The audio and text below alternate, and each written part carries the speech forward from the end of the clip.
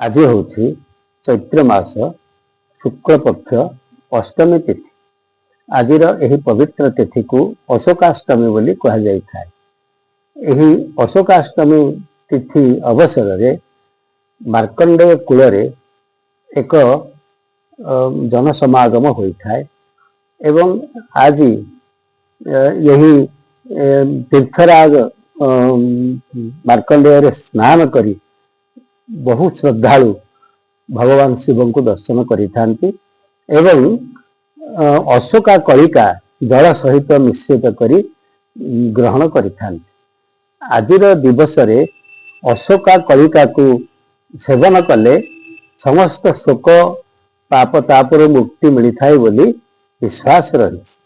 सेथिपाई यही मार्कंडेय महर्षि जो आश्रम रही से आश्रम रे समस्त उपस्थित हुंती एवं एठारे मार्कंडेश्वर को दर्शन करती एवं मार्कंडेय तीर्थरे स्नान करती। एथिपाई आज बहु जनसमागम एठारे होता है एवं एठारे गोटे अशोक वृक्षटी अतीत थिबा अनुमान करा जाए एवं यही दिन यही तीर्थकूल को आसी यही वृक्ष रे जो अशोक पुष्प सब फुटी थाए अशोका कलिका थाए ताको पान करी लोक माने आनंद रे कालातिपात करिथांती वर्ष तमाम। एवं जेतेबेले जगतजननी माँ सीता ठाकुरानी को जेतेबेले रावण नहीं गला से समय रे लंका रे से यही अशोक वृक्ष तले ही तांको रखिथिला। सेथिपाई से देवी सीता सेतेबेले शोकरू मुक्ति लाभ करथिले। तेणु आजिर यही पवित्र तिथि रे यही मार्कंडेय कूल रे अशोकाष्टमी पर्व पारंपरिक रीति रे अनुष्ठित होता है। से भली भाव रे श्रीमंदिर रे मध्य आज विशेष नीति अनुष्ठित होता है। महाप्रभुकर अन्यान्य नीति बढ़ी जेतेबेले सकाळ धूप सरे सेतेबेले जो भंडार लोकनाथ रही से भंडार लोकनाथ को विजे करा जाए पालिंकी को। महाजन सेवक माने भंडार घरू भंडार लोकनाथ को आनी झूलन मंडप तले थिबा पालिंकी रे विजय करांती एवं विमान बड़ू सेवक माने पालिंकी को श्रीमंदिर जो उत्तर दिगरे थिबा जो ईशानेश्वर महादेव अच्छंती से ईशानेश्वर महादेव पालिंकी रहे एवं महाजन सेवक माने श्री लोकनाथ को नहीं भितर को जाती। भितरे जो ईशानेश्वर महादेव अच्छे निकट में उपवेशन कराती एवं भितरछ महापात्र गोटे माल प्रदान करि पालिया खुंटिया गोटे माल नहीं था से मालटी को ईशानेश्वर को लागि करने पर से माल को पुणी भंडार लोकनाथ को प्रदान करा जाए।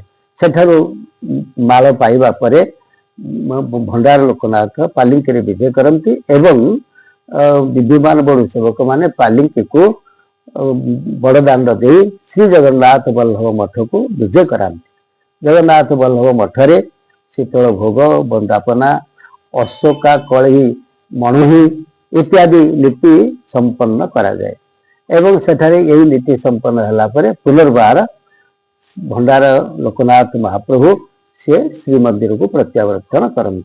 यही भाव में श्रीमंदिर रे मध्य आज पवित्र दिवस रे स्वतंत्र नीति अनुष्ठित होता है।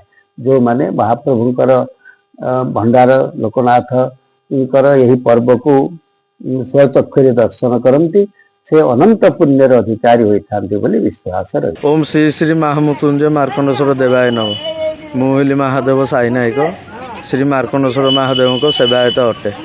आज पवित्र अशोकाष्टमी साई जातर अयारंभ सीता जिते अशोक वन गला बेले महाप्रभु से रामचंद्र मुद्रिका नहीं कि लंकापुर को यात्रा करते।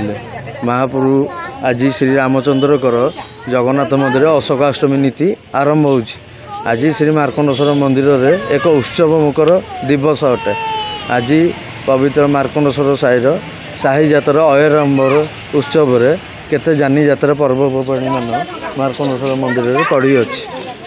କ'ଣ କ'ଣ ସବୁ ବିକ୍ରି ହୁଏ ପିଲାଙ୍କର ଖେଳନା କ'ଣ କ'ଣ ସବୁ ଯାଇ ଏଇଠି ଅଶୋକାଷ୍ଟମୀରେ ମହାପ୍ରଭୁଙ୍କ ପାଖରେ ମୁଢ଼ି ମୁଆଁ ଚୁଡ଼ା ମୁଆଁ ବେଣ୍ଟ ମୁଆଁ ଆଉ ଛୋଟ ପିଲାମାନଙ୍କ ଖେଳଣା ମାଟି କୁଣ୍ଡି ବାଘ ହାତୀ ଘୋଡ଼ା ବିଭିନ୍ନ ପ୍ରକାର ମାଟି ପ୍ରାକୃତିକ ଜିନିଷ ମାନ ସବୁ ଅଶୋକାଷ୍ଟମୀରେ ବିକ୍ରି କରାଯାଏ। ଗୋଟେ ଐତିହାସିକ ପନ୍ଥା ରହିଛି କ'ଣ ରହିଛି ଐତିହାସିକ ପନ୍ଥାରେ? ଏଇଠି ଐତିହାସିକ ପଞ୍ଜା ରହିଛି। ଆଜି ଅଶୋକା ଅଷ୍ଟମୀରେ ଅଶୋକା କଢ଼ି ଖାଇକି ଅଶୋକା କଣିକାକୁ ଗ୍ରହଣ କଲେ କୋଟି ଜନ୍ମର ପୁଣ୍ୟ ଫଳ ପାଇଥାନ୍ତି ମହାପ୍ରଭୁଙ୍କ ପାଖରେ। ଆସନ୍ତାକାଲି ମହାପ୍ରଭୁଙ୍କ ରାମନବମୀ ଶ୍ରୀ ଜଗନ୍ନାଥ ମନ୍ଦିରରେ ମହାପ୍ରଭୁଙ୍କ ରାମ ଜନ୍ମ ନୀତି ପାଳନ ହେବ। ମହାପ୍ରଭୁ ଆସନ୍ତାକାଲିଠୁ ସାହିଜାତ ଆଉ ତୃତୀୟ ଯୁଗର ନୀତି ଆରମ୍ଭ କରିବେ। ମହାପ୍ରଭୁ ଶ୍ରୀ ଜଗନ୍ନାଥ ମହାପ୍ରଭୁଙ୍କ ପାଖରେ କାଲିଠୁ ତୃତୀୟ ଯୁଗର ନୀତି ଆରମ୍ଭ ହେବ ରାମନବମୀଠୁ। ଜୟ ଜଗନ୍ନାଥ।